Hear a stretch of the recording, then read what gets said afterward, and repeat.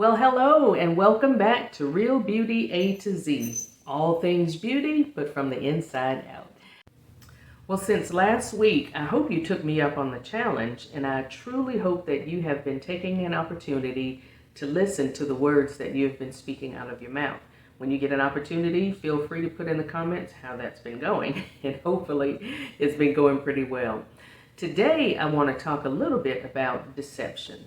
And I want to admonish you by saying, stop falling for the same lie. Again, I'll say, stop falling for the same lie. I don't know when the Garden of Eden was created, but I do know it was a long, long time ago. And I do know that today is 2025, and we are still falling prey to the very same deception that the enemy used on Eve back in the garden. And to prove that point, if you go to the book of Genesis and you look at the story of Adam and Eve, and you focus just on Eve, you'll take note that Eve had basically an almost perfect life. She had a wonderful place to live. She could spend time with God whenever she wanted to. She had the perfect man. She had access to all types of food. Just basically living the life. And so the enemy came along and he used the deception so that Eve would take her focus off of basically what she had and turn it to one thing, just one thing that she perceived that she didn't have. And here we are today, allowing the enemy to use that same deception and that same tactic when it comes to how we see ourselves.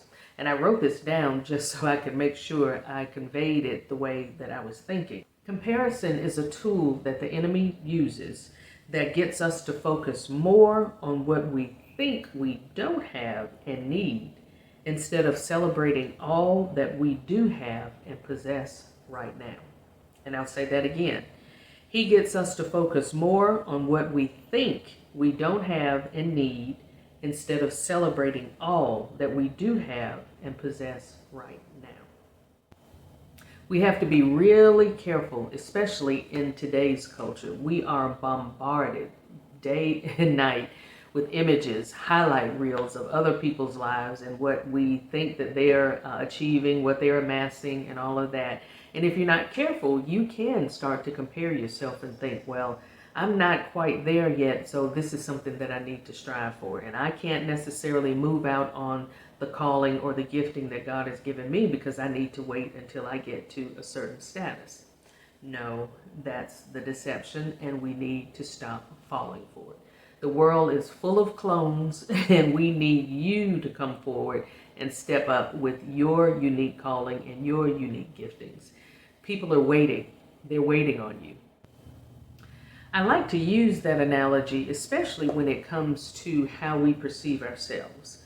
When we look at ourselves, oftentimes we downplay our abilities, or we feel like we're not quite worthy enough or don't have the skills that we need to do something because we're allowing the enemy to move our focus. He uses comparison as one of his greatest weapons. And so that allows us to not look at what we have currently, but we're always looking at someone else and comparing ourselves to what they may have, or at least what we perceive that they have. Think about it.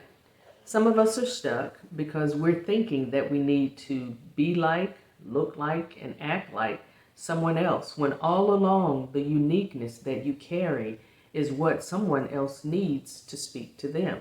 It's in 2 Peter, the 1st chapter, 3rd verse. God says that he has given us everything pertaining to life and godliness. And so there's really not anything that we lack. It's just waiting on you to take off the mask and be who you truly are. So here's your call to action for this week. I want you to stop and I want you to ask yourself, what have you allowed the enemy to turn your focus towards?